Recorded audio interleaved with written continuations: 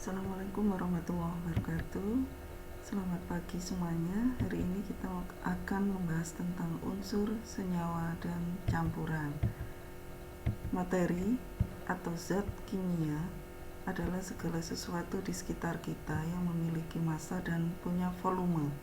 Berarti semua benda di sekitar kita adalah materi atau zat kimia.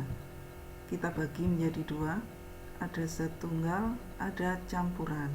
Zat tunggal kita bagi dua, ada yang disebut unsur, kemudian ada yang disebut senyawa. Campuran ada dua, ada campuran homogen, ada campuran heterogen. Kita mulai dengan unsur. Unsur adalah zat tunggal yang sifatnya tunggal dan tidak dapat dipisahkan lagi menjadi zat yang lebih sederhana. Di dalam kimia, unsur mempunyai lambang. Lambang ada yang satu huruf besar, ada yang dua huruf, satu besar, satunya kecil. Contohnya karbon. Karbon dilambangkan dengan satu huruf besar yaitu C. Sedangkan unsur kobal dilambangkan dengan dua huruf, satu huruf besar, satunya huruf kecil. Unsur kita bagi dua, ada unsur logam dan ada unsur non-logam. Unsur logam umumnya adalah padat, kemudian keras, mengkilat, dan bisa menghantarkan listrik, contohnya besi, timah, dan lain-lain. Untuk unsur logam, umumnya padat, cair, atau gas, dan tidak menghantarkan listrik, contohnya belerang, klorin, dan lain-lain. Bagaimana kita yakin bahwa suatu zat itu adalah unsur? Caranya adalah dengan melihat tabel ini. Jika lambang dan namanya ada di dalam tabel ini, berarti zat itu adalah unsur. Contohnya kita mencari unsur besi, nama Inggrisnya iron, ada di sini. Tapi kalau kita mencari unsur perunggu, ternyata kita cari tidak ada, berarti perunggu bukan unsur. Ini beberapa gambar dari unsur logam dan non-logam. Contohnya magnesium, tembaga, seng itu adalah unsur logam. Kalau brom, klor, belerang itu adalah unsur non-logam. Ini beberapa gambar dari unsur non-logam yang lain.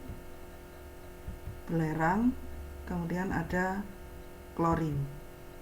Kita lanjutkan dengan senyawa. Apa yang dimaksud dengan senyawa?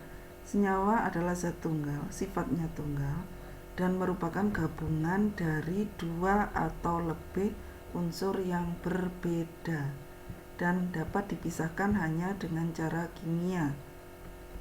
Biasanya kita tuliskan dalam bentuk seperti ini.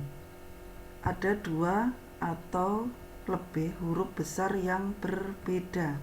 Contohnya, senyawa air. Air terdiri dari huruf H dan O. Hidrogen ada dua, oksigen ada satu, dan yang lain seperti ini juga.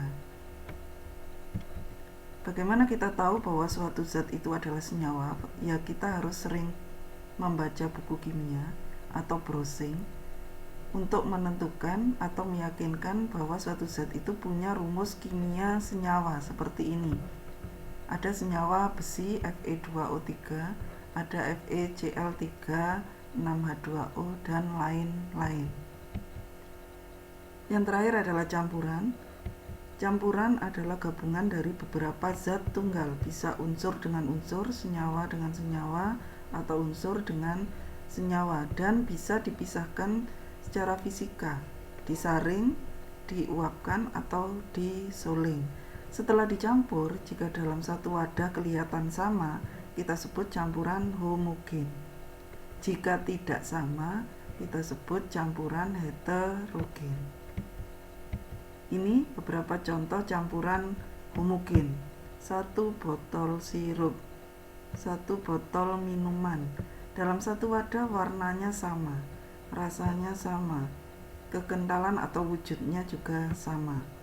Contoh yang lain ini, hampir semua minuman biasanya dalam satu botol itu homogen, kecuali di dalam botolnya ada buliran-buliran atau padatan yang melayang, berarti bukan homogen, tapi kita golongkan ke heterogen. Contoh campuran heterogen banyak di sekitar kita. Contohnya 1 gelas es campur, di sini ada padatannya, ada cairannya, kemudian ada warnanya yang tidak sama, makanya kita golongkan ke dalam heterogen. Apalagi 1 mangkok bakso, itu jelas adalah campuran yang heterogen. Demikian penjelasan saya tentang unsur, senyawa, dan campuran. Terima kasih atas perhatiannya. Semoga bermanfaat. Salam kimia.